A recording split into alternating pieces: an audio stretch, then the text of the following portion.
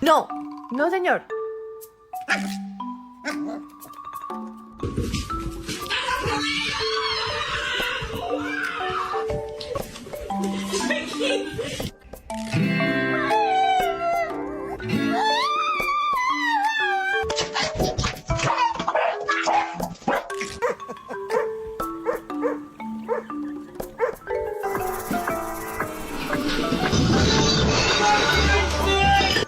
Excuse me, sir. Can I help you?